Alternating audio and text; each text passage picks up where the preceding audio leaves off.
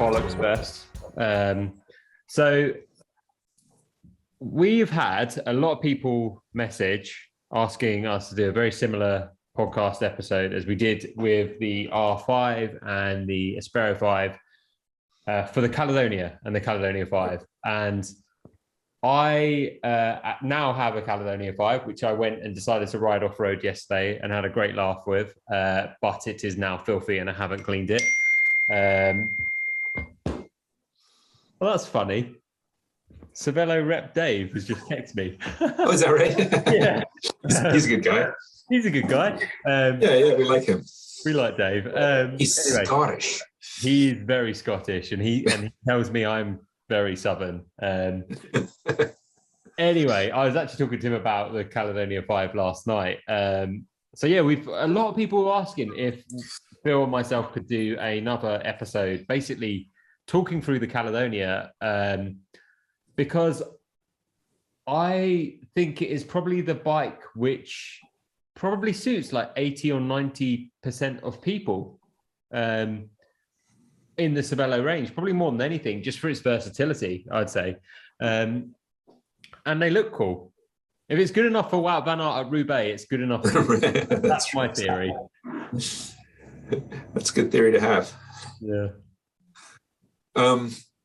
Yeah, it's kind of it's a bike that makes a whole bunch of sense, and it's for a lot of people, for a lot of the way we're using bikes these days. And I think, I think the challenge we have in the industry, generally speaking, is we've been kind of building the same bike for a really long time, and those bikes were really shaped by racing. And of course, there was touring bikes, and there was bikes that were detuned for a little bit more reasonable ride quality for people who weren't looking for that kind of performance.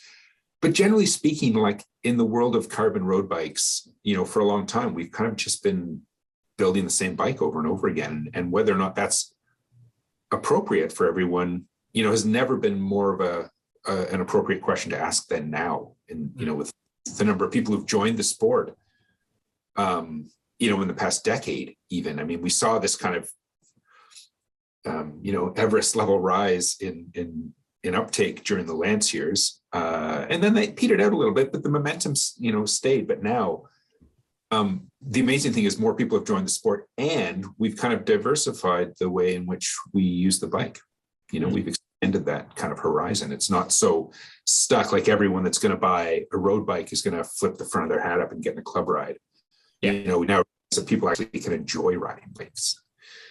And that's kind of where the Caledonia sort of comes into place. And it's interesting that you mentioned Roubaix, because it kind of plays a bit of a role in the design of this bike, for sure. Yeah, it was for me with this bike, when it was first released, the first thing that really excited me about it was the video for the bike. Just talking about the bike. And if you haven't seen it, just search for it on YouTube or anything, and you'll be able to find the promo video that was done. And it's so relatable for so many people about if you go out for a bike ride with your mates. And that's part of the charm of it. It really is part of the charm of it. Yeah. Yeah. And it also, I think what's important about this kind of era of bikes that we're building now is, the goal is not, and I think that video does a really good job of kind of laying it out, is there's no reason to sacrifice performance for the attributes that we need in a road bike that we're using today, and there was always this sense in the inside of road cycling, it seems that, one of the old adages, like if you want comfort, you don't get performance, but that's just no longer the case. Like, we know more about that. And I think what's interesting about this category of bike, which we call modern road now, really comes down to saying, like, you don't have to spend weight, stiffness, like the performance values that are quantifiable and always really important to us as a brand, to have a bike that makes sense for the way you use it. So you said yesterday you were off road at some point, you had mudguards on your bike, but you're not riding a crappy bike, right? I'm riding, it's a top end, fully integrated. All the cables are integrated and hidden into the frame. Carbon rims, carbon handlebars, carbon seat post, a mix of Dura-Ace and Ultegra Di2. Like, it's a top end bike with mud guards on it, And some people hate us to mud guards, but my God, they're so good. You can't deny it. It's such a good thing to have in the winter. But It looks great. I actually think it looks quite cool with the mudguards. Equally, you take them off, and because it's got that little nod to aero and having all the integrated cables, it looks like a good bike. Like it looks like a racy bike, even though it isn't necessarily a racy bike. Yeah.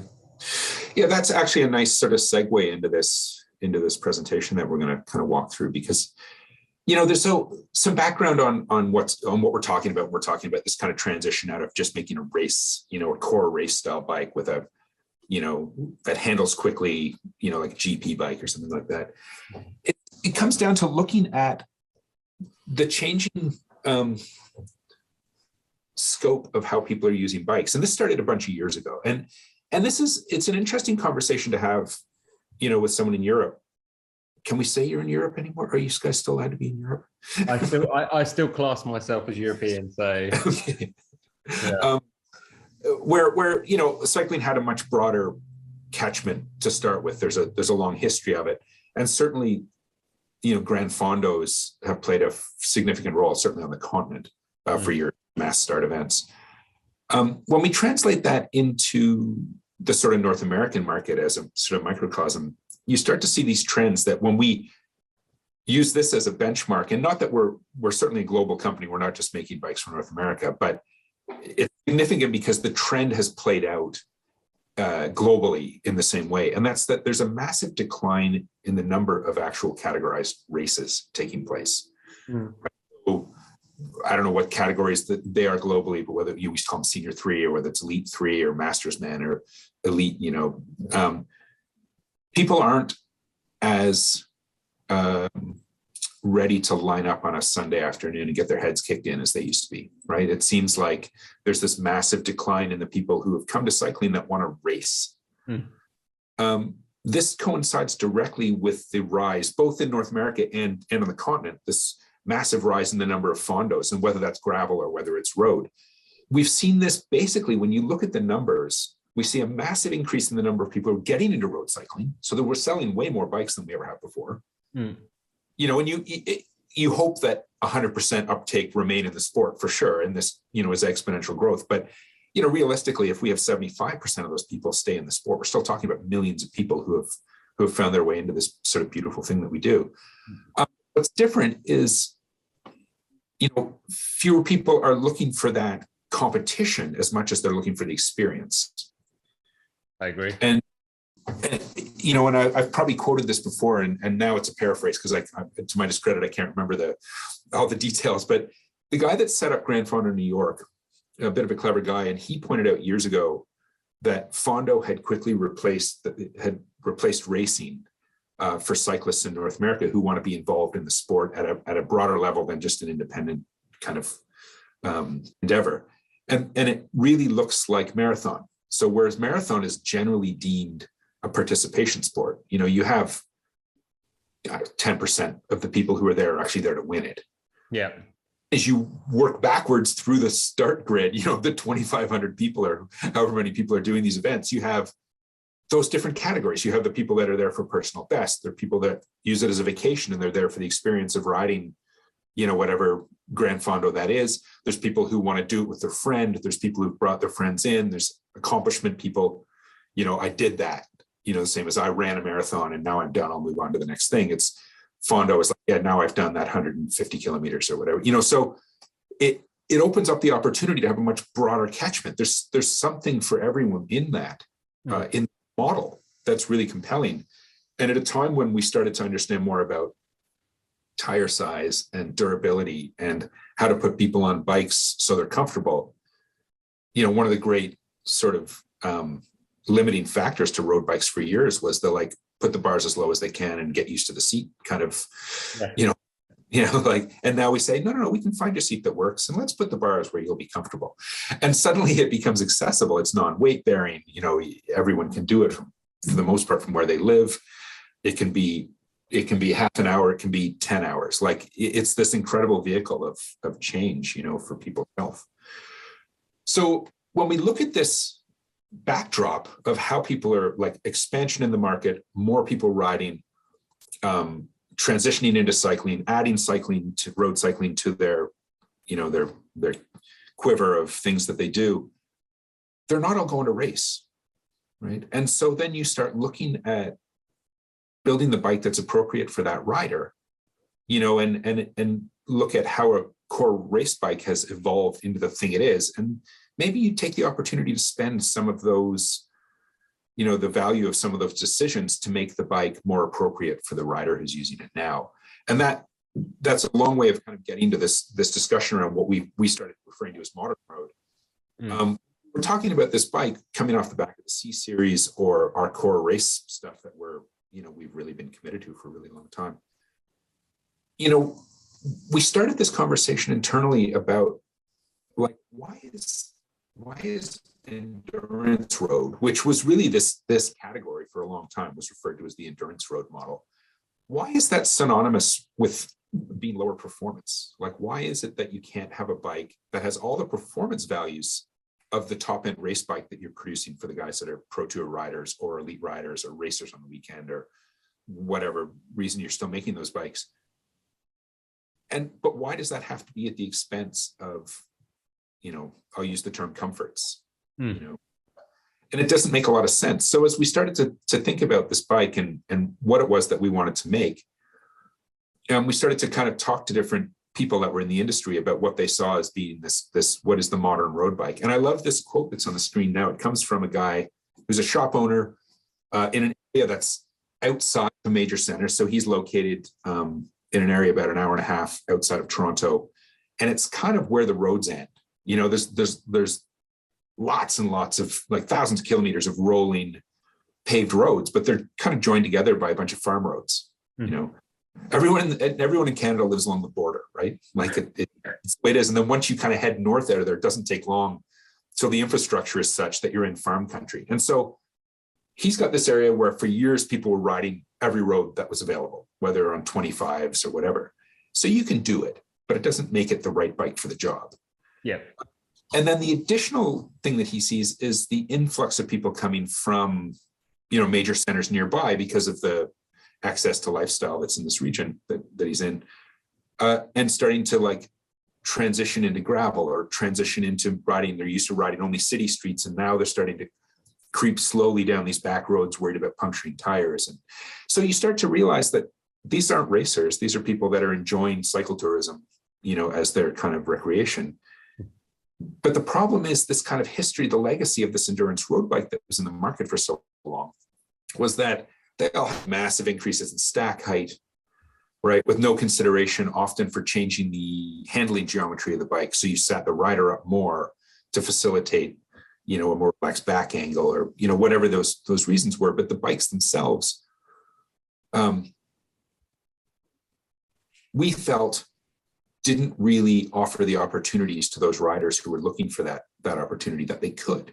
So there's some really high-end endurance road bikes out there, but a majority of those sales came in that kind of, in that sub $2,000 USD price point. Right? Said the way people are using bikes now doesn't have to do with whether or not they can reach the handlebars, right? Like, let's make high performance bikes that meet the needs of the way people are using bikes. So basically this quote that comes from this guy, Kieran, is perfect for what we were kind of moving towards as well. It's got to look like a race bike because people don't want one that doesn't look cool. Yeah. It's got to feel like a race bike when you push on the pedals. And that's that reference to like not detuning the performance of the bike. Now, keep in mind, performance in this case is relative to how you're, you know, to what you're doing with the bike, but you don't have to make it a piece of junk because you're trying to make it cheap. You don't have to make it a piece of junk because you're assuming that if that rider needs a more relaxed back angle, that they don't deserve high stiffness or so, whatever, like terminal. I don't know what the rationale is, but you know, so it has to look like a race bike. It's got to feel like a race bike when you push down on the pedals, but it's got to be way more stable than a race bike, right? And those two terms, race bike and stability, have been, you know, if you use the term stability in a race bike for years, it was sort of seen as being a pejorative, right? Like it was a negative somehow. Which makes sense anyway. Yeah, right. So now it doesn't have to be a negative. Stability is a good thing if stability is done for stability's sake. Yeah, you know, it doesn't have to negatively affect the performance of the bike. Right. So, you know, so getting this, it's got to facilitate a modern road bike is not based on someone who's new to sport or has to sit up. Maybe they need to have a low -17 stem on their modern road bike, but they want to run 35mm tires, right? And they're not pedaling through corners at 50k an hour on a criterium, but they're riding for 6 or 7 hours. Like you unpack this thing, there's some opportunity to make the bike more stable without spending the performance. And this is this idea of modern road, is like answer the needs of the way people are using bikes now. Yeah, we're still going to make core race bikes because people still race bikes. But now think about that other group of people who need that same performance but aren't necessarily pedaling through a corner at 50k an hour. Right? Exactly.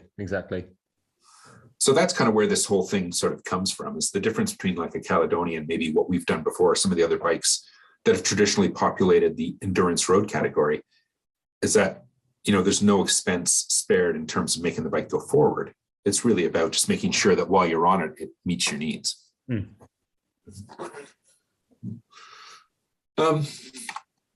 So, when we look at this, and maybe it's COVID, maybe it's the rise of Instagram and TikTok and social media, but it appears as though also, so this is anecdotal, but it appears as though there's more people sort of coming into the sport and like embracing that idea of long live long rides, so, people kind of, the sort of emphasis on FTP and eating the right things is gone. Now it's like a lifestyle choice. Like, I want to ride for 7 hours on Sunday, and let's go over that 2 passes. It'll get us to that town with the great croissant, and we'll run over. Let's go get a coffee or haze. And then that's the beauty of that Caledonia video, right? Was the like mess.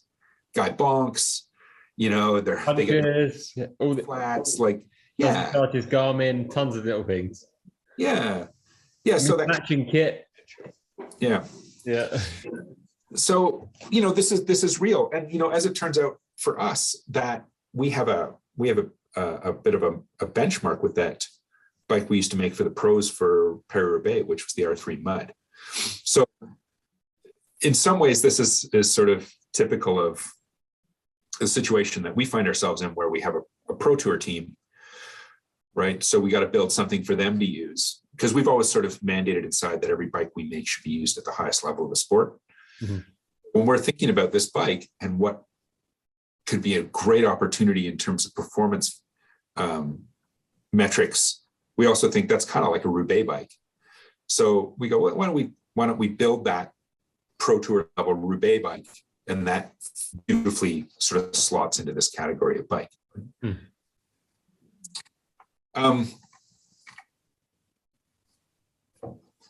So I think when we talked about a Sparrow, or maybe it was R5, we talked about this bike, but this is a kind of a not so well kept secret in Cervélo, which was that we built these bikes called R3 Muds for the team starting 2010 probably. All it was actually a stock R3, and for 8 frames we put a longer back end on it and a longer fork for mud clearance. And this bike, I apologize if I've run through this story before, so I'll do it quickly. But fundamentally what happened was, we used to build these, we'd build 8 a year, give them to the team. They'd race them at Roubaix and Flanders in those days, because they could put a bigger tire on and ride the cobbles. When we updated the R series in 18 or 19, we gave the team the bikes, and they came back from a reconnaissance on the pave and said they couldn't ride them because they were too stiff. They would just ricochet off the edge.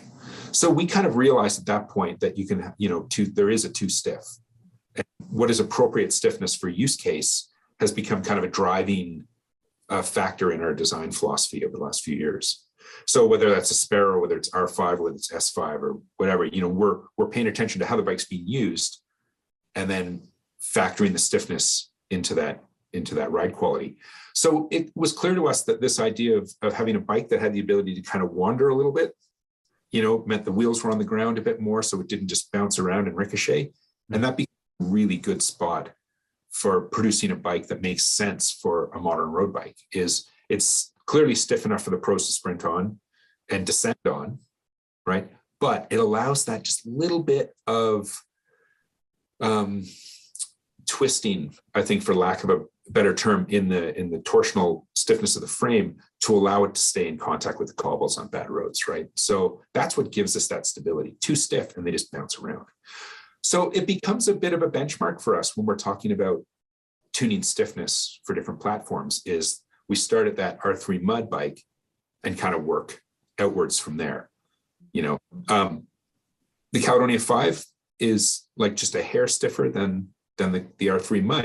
And the reason we did that was to take those qualities, offset the stiffness by playing with the handling geometry a little bit so it's more stable. I'll talk about that. But also take into account much lower tire pressures that we're running generally now. So if you build out, you know, if you detune the stiffness of a bike and then run a tire at 40 PSI, you've got a very different ride quality than if you're running that tire at, you know, 80 PSI, 90 PSI. Yeah, of course. Yeah.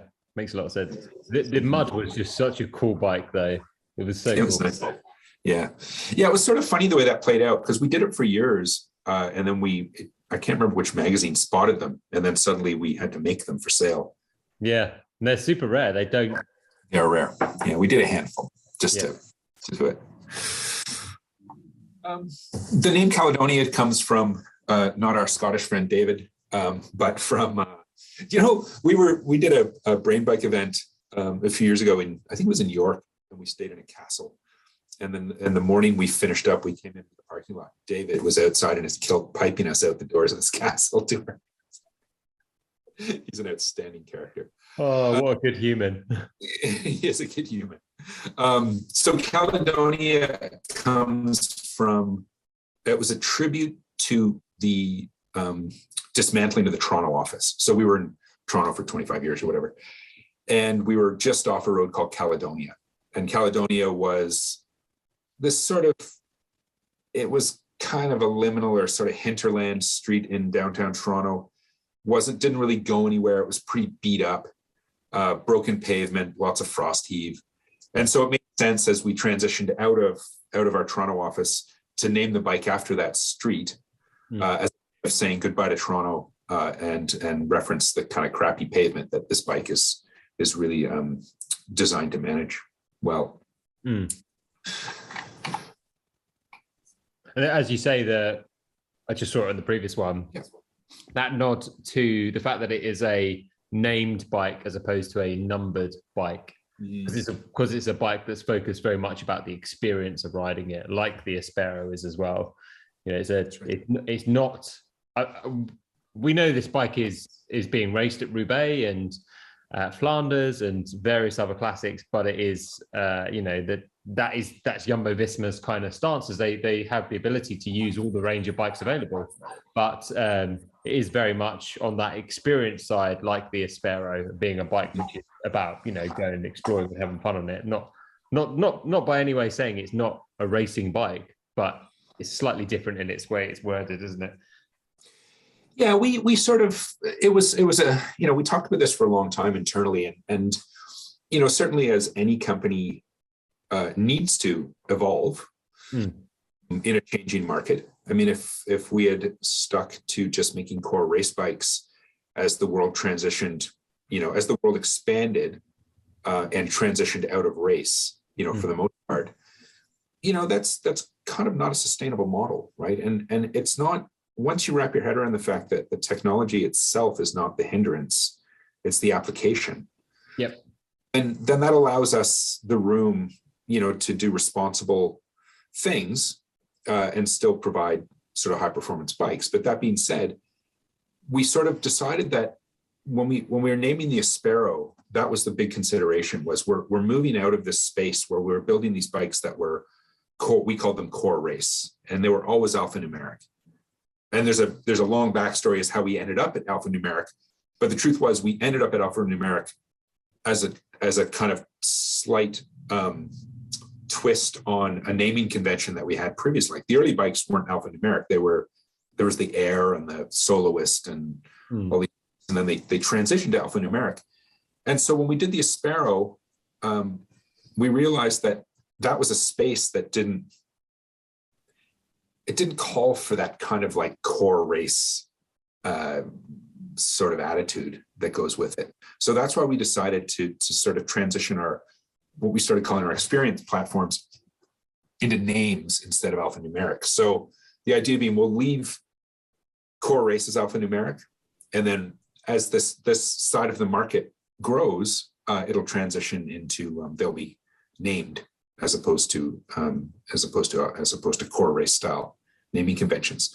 So that's absolutely a big part of what we were trying to do. And you're right, regardless of what we call it, it's still a bike that's used in the Pro Tour.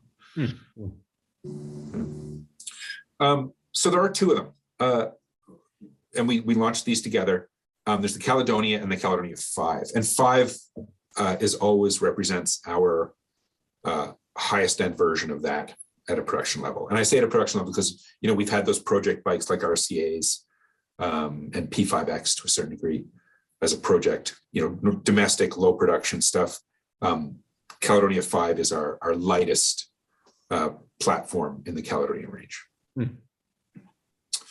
And before I move on from this, I think what's important to note about the Caledonia versus the Caledonia 5 is that rather than, the risk with having multiple levels of the same platform of 5, and is that you make the 5 level one, and then you say, now make this cheaper, right? That's generally not what we do. What we've actually done, and so that you don't have two bikes that handle the same way and react the same way. Our goal with all of these is driven by ride quality in those 5 pillars, those engineering pillars we've talked about. Ride quality is a driving factor. So these bikes share the same stiffness profile, and they share the same handling geometry. And the reason for that is because remember that ride quality discussion we had, where we were talking about how stiffness, handling, and materials are all kind of woven together. Yep. You kind of play with one, and so if you the risk with this is if you design a 5 level bike and then you hand it off to a factory to build a cheaper version, then there's a pretty good chance you don't get the same bike. Whether it's heavier is one thing, but whether it's the same stiffness is another, right? Yeah, of course. Yeah, so what we tried to do was offer 2 compelling versions of this bike that still shared the handling quality that we wanted. So the stiffness is the same and the ride qualities and the handling geometry is the same. All right, so here we are. This was obviously with Sunweb when we were doing a recon. That was the year it was canceled. So we would have actually debuted this bike at Roubaix 2 seasons ago. Yeah. But we all know what happened. So I think this is critical in the messaging, this understanding, again, just trying to reframe this category of bikes from endurance road to modern road. And I think that the key aspect of it is that modern road really starts with performance, and it's not driven by being able to point at something and saying there's a feature, So I think a lot of endurance road, when it arrived, was like, look, you don't have to bend over and reach the bars. You were pointing at the stack height, or you were pointing at something that did something on the bike. Whereas modern road, the transition is all of that and more. We'll bring this conversation back to performance as opposed to pointing at a feature that may or may not be a benefit to the rider. So what we're talking about with Caledonia is appropriate stiffness, room for big tires, handling that's appropriate again to the use case, and that speaks directly to that. Like if you're going to go touring on your motorbike, a GP bike's probably not what you want. And so for the same thing, if you're going to go do long days and you're not sprinting for the finish or pedaling through corners at high speeds, why do you need those same, bottom bracket heights and steering geometries? So tune the geometry to add stability, but not at the expense of performance. Right. As you alluded to, it was really important for us to have mudguards on this bike. But despite some really elegant solutions over the years, we wanted to go even one step farther and have it so that even the mounts are removable. Yeah, and it looks, you wouldn't even know that you had mudguards on it, that you could fit mudguards on it if you took them away. Yeah. Which is great. Exactly. And it's just one of those weird kind of trigger points, like if you had mudguard eyes on an R5, it would suddenly become not what it is, it would just perceive it as being something lesser. So we wanted to make sure that we could completely take those off. And the truth is that, there's a handful of places in the world that love mudguards and a lot of places that don't use them. it just made sense to have a removable solution. Yeah, so that's kind of what we were doing in terms of modern road. So let's kind of break it down a little bit. So as I said, there's two versions. We'll move to renderings here. Silhouette is very similar, but there's some slight changes in features. So basically the Caledonia and the Caledonia 5 are the same, as I mentioned that, and we did that for handling purposes. They share handling geometry and stiffness. The Caledonia 5 is, the Caledonia itself uses round interface on the steer tube, nice 27 round seat post, 27.2 round seat post. So standard interface, easy to customize. It's got top tube storage mounts, and then it's all externally routed cables, right? So we look at that as, that's the kind of bike that's really suited towards someone who wants the performance, but they really want high serviceability. They're not as worried about electronic drivetrains. They're not as worried about aerodynamics, those sort of factors. So this becomes a really traditional kind of build with all cables run externally. The Caledonia 5, we leverage that aerodynamic opportunity. We bury the cables internally. So we kind of move all of the hoses and electronic shifting inside. It's lighter frame. You're talking about 950 grams or so for a 56 painted with metal parts. So sub-kilo is pretty good. It's the D-shaped post from the R5, so a little bit more compliance and a bit more aero as well.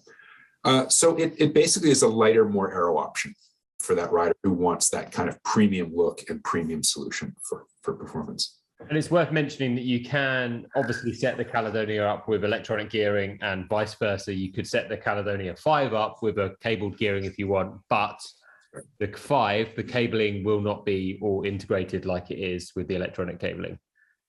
Yeah, that's correct. There was a push a few years ago to run all control cables internally. So brake hoses as well as control cables for the derailleurs. It's a lot of work. And the truth is that when the dust settled on that, the amount of extra maintenance work required to transition to replace mechanical cables, which, depending on the environment you're in, is usually once a year minimum. Some places it's 2 or 3 times a year if you're riding a lot. In other places, people let them go a little longer. But to have to dismantle the entire bike to change the mechanical cables that often was an impediment for a lot of people. So it just made sense to say, look, as the industry itself transitions increasingly more so to electronic drivetrains at the upper price points, there's less and less of an emphasis on mechanical shifting at those 5-level price points or those 5-level performance values. So you're seeing it a lot in the industry where a lot of us are transitioning out of enabling technical solutions for mechanical shifting, for lack of a better way of putting it, on the higher end bikes, and then making sure that they're still 100% compatible if you want to run mechanical, which is totally viable. But in that case, on the 5, you're right, the cables would run externally, so they're serviceable. Yep. Okay, so we'll walk through the features on this bike. These are the things that are on both the 5-level and the standard Caledonia. So breaking it down, just kind of walking around, focused on what the handling quality is. As I said, I come back to this one sort of defining moment in this sort of how do you decide how to make a bike more stable. We have a lot of stuff to play with. We've got head tube angle, we've got trail value, we've got chainstay length, we've got bottom bracket drop. All of those things work in unison to control ride quality and stability on a bike. So for a bike like the Caledonia, because we're really focused on that stability story without it feeling like a real dog to ride, we went with a 72-degree head tube angle, and head tube angle is responsible for speed of input. Did you hear that? Reaction time. Yeah, I did. He woke up. He woke it up. So how fast the bike reacts to input from the rider or from the road. So 73 traditional for a core race bike. we went as far back as 71 on the C series bike, and you really noticed a much slower, you really had to push those bars around to get it to move. Trail is a stability story. We built this bike with 60 mil of trail. That's calculated with a 30 mil tire. So if you put a 25 on this bike, it comes back inside. It comes back into 50, maybe 58 and a half, 59 millimeters of trail. But that's a big stability story, but that has to be matched with the rest of the bike. So we lowered the BB a lot on this bike. And, this is one of those things that, the challenge, if you just add a bunch of trail to a bike and you leave the bottom bracket height high, for example, you're constantly playing with the center of gravity of the rider when you're making all these changes. And the bottom bracket is the one that is fundamentally tied to center of gravity of rider. Right?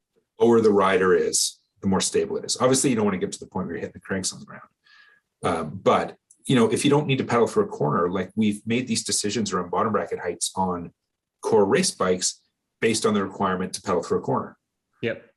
If you're not doing that, then we can take that opportunity to lower that rider a little bit and get that center of gravity lower to add to the stability. So it plays off with these dimensional changes elsewhere on the bike to just improve that standard of stability that's in it.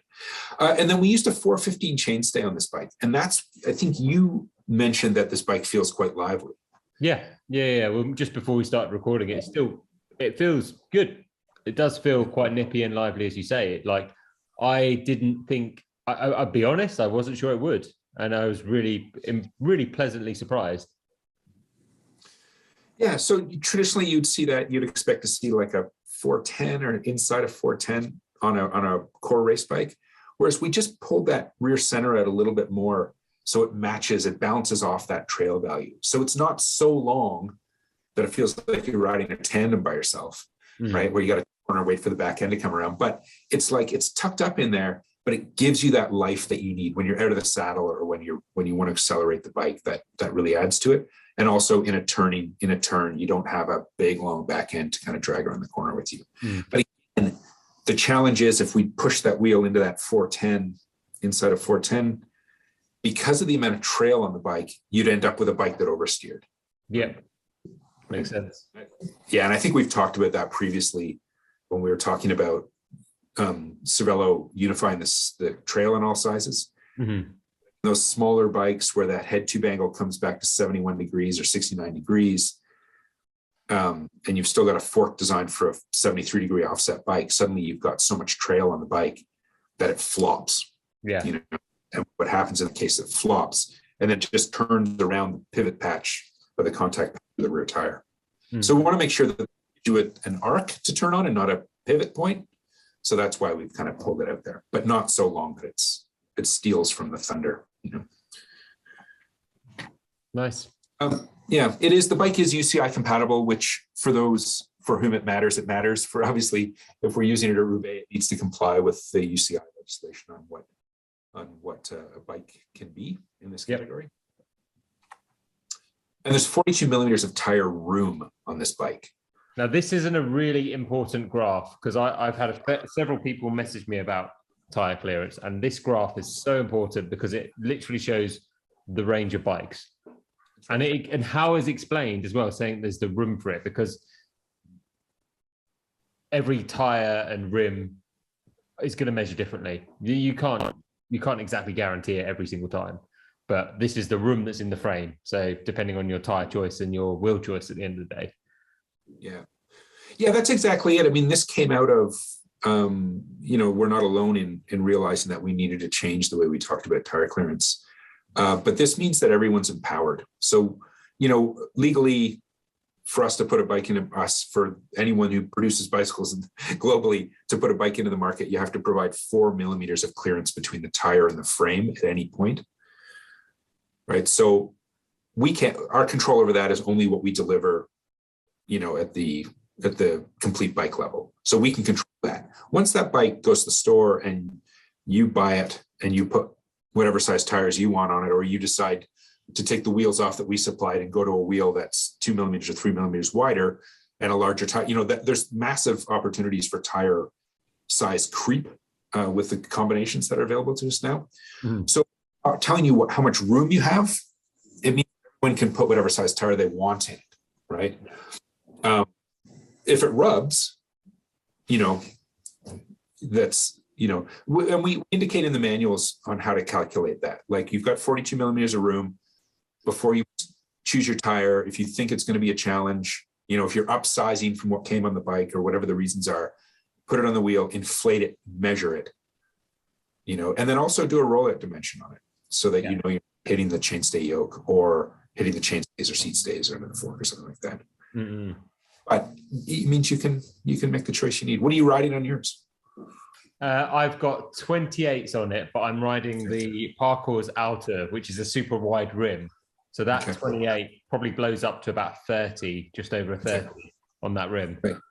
So, and and with the mudguards as well, I don't think you can probably fit slightly wider tire on it, but I wouldn't choose to be honest. It rides great with that setup. It is purely, I went for 28s, the 28 Schwalbe Pros, no, 28 Schwalbe Ones, which is a more durable tire. And the outer rim is Parcours gravel rim.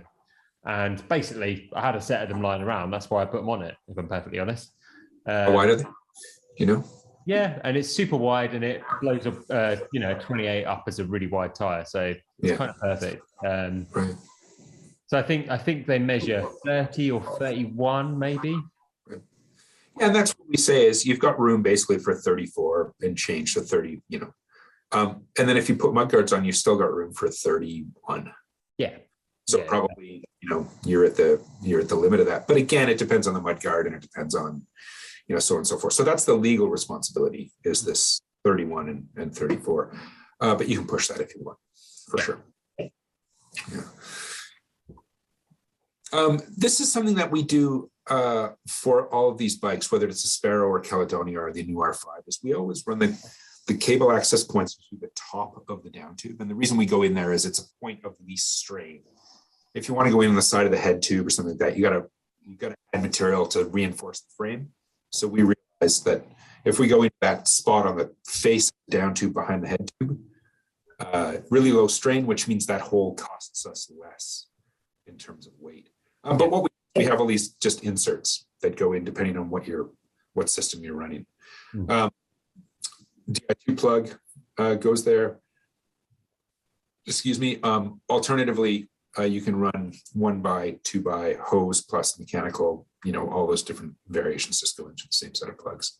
Mm-hmm, mm-hmm. It's really neat as well. It looks super smart. Yeah, it's clean. It's a clean little system, and we use it. We use the same plugs on multiple bikes, so they're always available. And then the mudguard thing, I think this is really slick.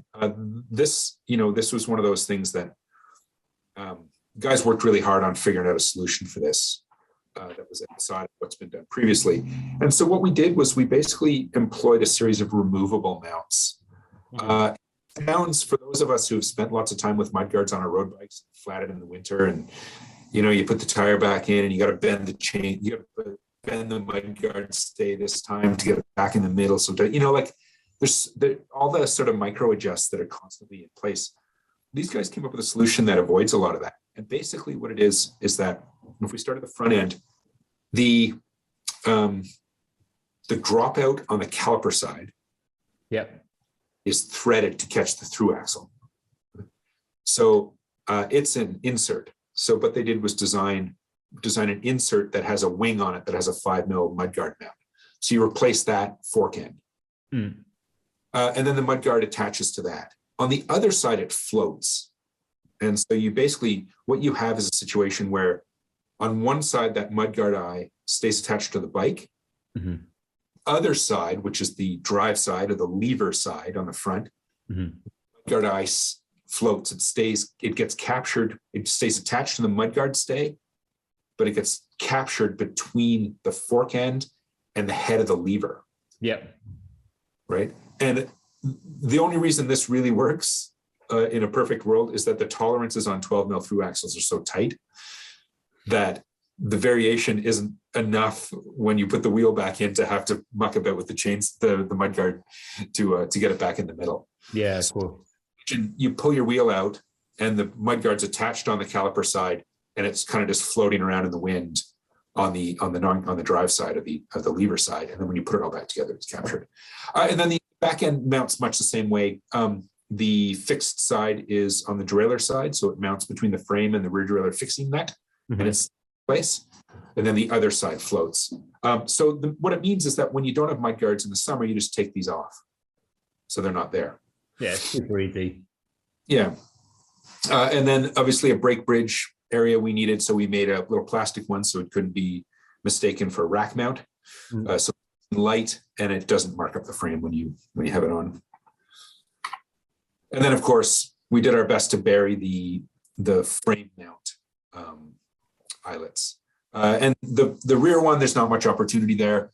It goes where it goes. But the front one, we did an interesting thing, and that's, lessons learned from previous attempts at this. But there's a chin on the fork, but the chin is only on the sides. So it's a nice blend when you look at it from fork on down to, but between those, inside that chin, you realize they're basically blades on either side of the fork, for lack of a better term, because we push that central surface farther forward and put it there. And the reason we did that was partially for aesthetics, so that when you turn the handlebar, you don't really see that eyelet if you're not using the mud guards. But so, a lot of the mud guards now have like an extended plastic piece on the bottom. And the fun thing is, it appears as though mudguard design hasn't changed much, keeping up with the times, and they're still kind of designed to sit behind the brake in front of the fork. Yeah. Right. And so what happens is, if you take that mudguard, which is universal, and you put that tongue on the back of the fork, you've rolled it like, however long, like a few inches down. Yeah. Right. And then in cold climates, like I'm used to, when you drop off the curb and your mudguard's frozen, you snap that extension off. Yeah. Right. So the idea was to push that surface a little farther forward, to bring that mudguard to roll that forward a little bit farther as well, to give you a fighting chance of keeping that thing. So just little kind of detail on, caring about mudguard attachment. It's super simple, but it works at the end of the day. And I'm a big believer that mudguards are fantastic, especially in the winter if you're going for a group ride with people. And I've ridden with clubs where if you turned up without mudguards, you'd be told to go away, quite bluntly. That's right. Yeah. So I know some people are really anti them, and I'll be honest, I don't get it, but each to their own. Yeah. Okay, so let's have a look at the sort of two bikes in detail, and then. So if we look at it from the side, basically bikes ship with either the ST32 or the ST30 stem, which is the carbon or the aluminum. Cervélo stem was designed to interface with our C-shaped steer, and we can talk about that in a couple of slides a little bit more. The 8009 bar is the one we use. This is our proprietary bar. It's very similar profile to what's been on the S3 previously. Very similar top profile to what's on the Aspero, but it is a sort of subcompact 80-123 bar, nice flat transition off the tops. And then this one has really nice deep grooves. We don't run the cables through the bar, we run them underneath the bar for service reasons. So deep grooves that capture the hoses and let them transition. Obviously road disc 12-12-142. There's a rear wheel cutout on the frame, which is not necessarily for aero, it's more for mudguard fit and clearance. So it gives you that opportunity to have a mudguard still have a bit more tire clearance. 42 mil room and the D-shaped post from the R5. So this is the same post, so they're interchangeable. Comes with 0 offset, 15 mil offset, and 25 mil offset. Nice. And the 0 one is was the one that came, wasn't it, when you started with the new R5? So it was always 0 and 25. 15 was the new one then. The 15, the 15 mil offset for the R5. I knew it was one. I couldn't remember what one it was though. All of our stems and seat posts come with accessory mounts, so that they all ship with the bikes. So there's a slot in the faceplate for that, and that handles either a Wahoo or a Garmin, or you can an optional lobe mount style for GoPro as well. So lights or bags or anything or GoPro that fit on those mounts. Yeah. The fender talked about removable FDM. So if you are choosing to ride one by, it doesn't look like a bike that was designed to be anything other than there's a blanking plug that goes in place. And then on the 5 level, the Di2 junction goes in the face of the down tube through that single opening. Nice. We've got a really nice kind of integrated frame and steerer and top cap system, just sort of tidy things up a little bit and allow for that really broad range of adjustability we wanted. And this is critical because you want to keep coming back to highlight the fact that this bike was not a design mandate in this bike to make it a high stack bike. It's a design mandate to fit riders who needed to fit the way they needed to fit it. So the fit profile on this is traditional Cervélo. It's the same as a Caledonia, for example, but there's a much broader range than we've ever had before. C-shaped steer. This is the same one in the R5 and the Aspero 5 currently. This is how we do it. We've got this stem that has this eyelet that allows and a nice wide body that allows the hoses to pass through the stem body and then down that notch in the front face of the stem. And that clears the upper bearing, and then it's free inside the frame. And so you don't get steering input from the hoses or cables that are routing through there. And there's a lot more room for slack. So it's just a much simpler system to use that allows for enough slack in the system to take the stem off if you're packing the bike or working on it. It's such a neat solution. It works really well. Especially with the new compression bung, which comes with the R5 and is now coming in all, I believe is coming with all bikes now. Correct. Yeah. We've moved away from the bond-in steer type, which it had a lot of benefits previously. You know, the idea with that system, although a little bit cumbersome, was to offer a lightweight solution to reinforce the steer. Because most forks break beneath the split ring on the fork. And that's either because it's been run loose, and so the impact is just constantly squishing that split ring and cuts it, or because it bonds itself onto something from lack of service, and it moves with the bearing and carves a line in it, and then you're in trouble. So the idea with that bond-in system we used was to have a super lightweight version of a reinforcement. But with internal cable routing now, it's kind of a giant pain to do that for fitting reasons. So we've finally developed a removable traditional style expander. Nice. Yeah. So we have an integrated solution for the top caps on this. And when we talk about top caps, we're talking about the bearing cover, right? That the volcano cap, but there's a multitude of different names. But basically, there's 2 versions. There's a 7mm top cap, which is the traditional size. Like if you look at your bike and you don't have a tall one, you've probably got a 7mm. That's kind of where it is. So the basic one is 7mm. I've got the second one. Can you tell I'm dealing with a puppy right now? I don't know whether is he wandering? He's settled down now. He knows I'm talking about him. He's hungry. That's what he's whinging about. Right. Yeah, it's all right. I've got him under control. I've given him a whale. Yeah. I'm back. So the second top cap is 22mm. So that's that 7 plus 15. So spacer and a half, which is a pretty traditional fit. You can put up to 45mm of spacers on top of that 22mm top cap as well. So that's the highest bar stack we've ever achieved certified. So basically there's your fit options. And believe it or not, we certified it with the stem flipped as well. Wow, so you can go even higher as well. You could go even higher if you needed to, for sure. So what's so nice about it is that the with the spacers and everything, it looks really neat. It looks super smart. It doesn't matter if you've got a stack height on it at all, because it's still, because they're sort of aero spacers, it just works really nicely, doesn't it? Yeah, aesthetically, it comes together really nicely. It's those line up. The bits integrate really nicely. So you're right, you don't have that sort of, it doesn't have the look necessarily of having a massive stack, which is partially because they're flared a little bit. That sort of 28.6 stack of spacers always looks, especially when they're not tied into the stem shape. You always kind of really see it. So this gives you, definitely. Yeah, for sure.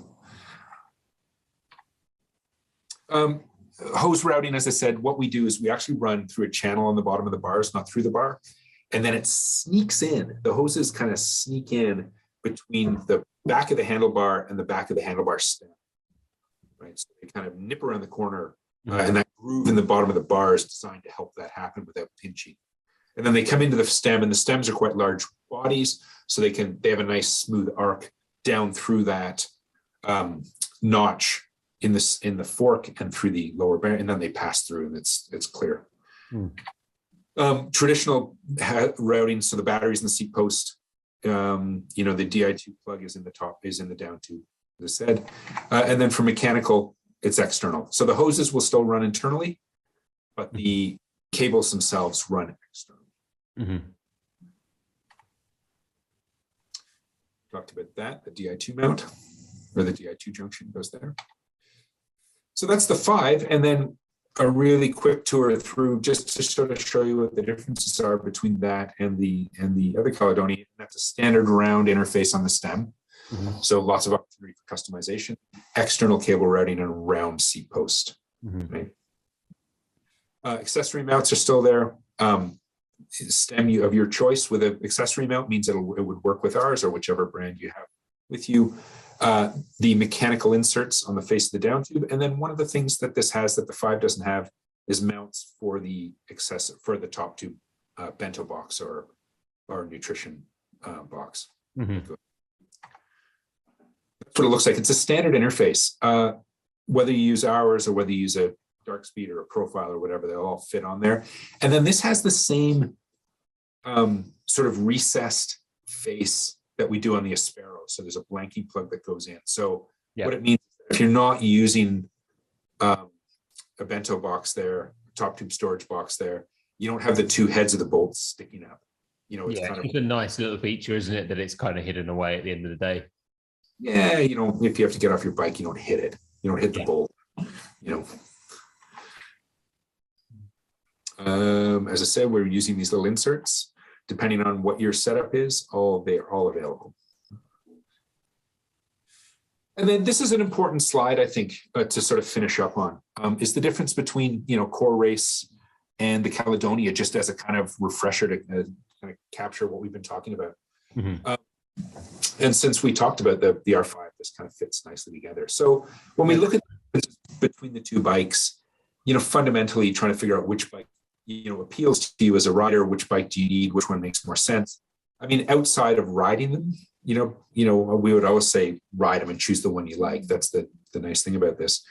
If you can sort of see what the differences are here when it's spelled out. So 72-degree head tube angle just takes a little bit of that nervousness off, whereas 73 is designed to dart around, like it's designed to move around a peloton quickly, to corner fast, to really be a precise handling bike. Whereas 72 means what is muted, for lack of a better term. You're not darting around from moving the handlebars as much.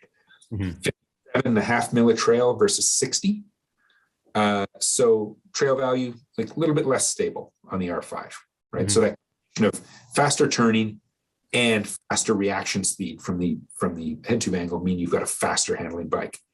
There's that shorter chainstay I was talking about. So 415, just manages that trail value a little bit better, gives you more stability. On a 410, it's tucked up underneath you, so the bike darts around. And then at the end of the day, this bottom bracket height discussion comes into play. So the Caledonia is a very balanced bike from a stability standpoint, but it doesn't feel sluggish at all. Yeah, I'd agree with that. It's a really good way of wording it. Yeah. And then, from a ride quality perspective, I'll point out, and you can weigh in on this, having spent some hours on it now. That stability is also joined by a kind of subtleness that I was quite surprised by the first time I rode it. Like it isn't, the stiffness profile is that of a bike that's been used at the Pro Tour. But it is so gentle to ride. It's very muted ride quality. It was when I got on it, I straight away was like, oh, this feels very different from anything else I've ridden. But I couldn't picture what it was that I thought was different. And the more I rode it, and the more I intentionally rode into potholes, I did start to kind of get a bit more of a feel of it and understand that a lot of that was to do with how it does feel stable. Like it doesn't feel like, you go down like near where I am, there's some like this beautiful hairpin turns. You go down these hairpin turns and the bike flows really nicely around it. In contrast, I mean, the R5 equally flows nicely around it, but it's a bit more lively in a very good way as well. But the Caledonia, just for me, when I think about it as a bike, like if I'm going out for a really long, silly ride, and if I have a lapse of concentration, I want something that I can kind of rely on that's going to, cover that lapse of concentration. And for me, like I took it off-roading because I was like, there's like gravel trails all around where I am, and I took it off on those gravel trails just to see what it was going to be like, and I was really impressed. Like that's where I could feel an element connected to the Aspero and the Aspero 5. For me, it sits so nicely between the two. It really does sit really lovely between the two bikes, the R5 and the Aspero 5. I remember when it first came out, I was really excited by it, but I wasn't sure if it was the bike for me, because I like racy bikes, but having actually gone and ridden it, I completely get it. Completely understand why it's designed, and also, as you and I both know, we're both fans of the old C-Series bikes, which was such a good bike. It's such an undervalued bike that I think was maybe ahead of its time. And bringing out the Caledonia and Caledonia 5 has brought out a bike which is bang on trend. If anything, maybe ahead of some of the trends as well. Yeah, I think there's a lot of lessons learned from I think every bike we're building these days, perfectly honest, there's lessons learned from the C-Series, which is the way, we should operate. You learn something from everything you do. What I really liked about the Caledonia when I first rode it was how lively it was compared. The C-Series was very much the thing it was. And you could run all day long and it was so light and comfortable. But this had a bit more like this pops in a way that C-Series bike didn't. Yeah, it has a bit more fire in the belly, doesn't it? Yeah, that's right. Yeah, it's exactly it. And I think that's very calm. Felt very calm. Yeah, yeah, that's right. And I think that's a really good sort of summary of what the difference between endurance road and modern road is. Modern road, you've got the fun. We haven't taken the fun away from it. Yeah, amazing. Yeah. I don't know if you can hear the squeaker every now and then. Marshall's currently he's eating his whale, which is that's why I'm like really low to the screen, is because I'm holding the whale and him stop him running around like a madman. So apologies if I look like I was distracted at any points. I'm just watching a hyper puppy who has been asleep for hours. COVID puppy. Yeah. Silly little bugger. But I was finished with this. You were talking about how good it looks when it's built, and I was this is a photo that was taken from the early prototype testing, and I come back to it. It does actually look good. Yeah, it looks proper, like a race bike. And it's exactly that. Like you can see, there's an element from the S series kind of relates quite nicely into this frame. The drop stays, it feels pretty aero. All the integrated cables looks pretty aero. Yep. It looks like a good bike, and it does look like a good bike. And I always like your prototype ones as well, because I just think they look cool with the white, and the green port is quite smart as well, actually. Yeah, that's right. When you're scraping together what's available to build a bike with, that's painful, white thing. Yeah, right. Yeah, it's a special bike, and I think we've certainly seen it's been very well received globally. What size tires are you rocking on that one? Those were 28s, I think, on that bike. They look big. Yeah, they look really big. But those Dura-Ace wheels are quite narrow, so I can imagine the tires. They're quite narrow, so yeah. Yeah. They'll probably balloon them up quite a lot. Awesome. Yeah. Whatever's lying around for your winter bike. Yeah. Well, I know you drilled. I know you've got a customized R3 as well. Right. Thank you so much for running through the I mean, said Aspera then, the Caledonia and Caledonia 5. I think like it's a bike that is probably the right bike for 80 or 90% of people, and they don't necessarily realize that. I'd highly recommend trying one out if you can get hold of one. That's what I would say to people. Yeah, I agree. I think we're in a nice place in the industry right now, and where we've finally managed to kind of shift that narrative a little bit away from, you know, the sort of assumption that everyone that wants a road bike wants to go racing. You know, like the bikes have gotten so much better; they've become more appropriate, and the culture around road cycling has expanded enough its view of itself, you know, to be far more inclusive than it was 2 decades ago. You know, more and more people have access to riding bikes and are interested in it than ever before, and the industry is meeting those needs, I think. That's very well summed. Very well summed up. It's good to see you again. You too. I'm going to stop this recording, and thank you so much, Phil. As always, you're a legend. Thank you, Chris. Cheers.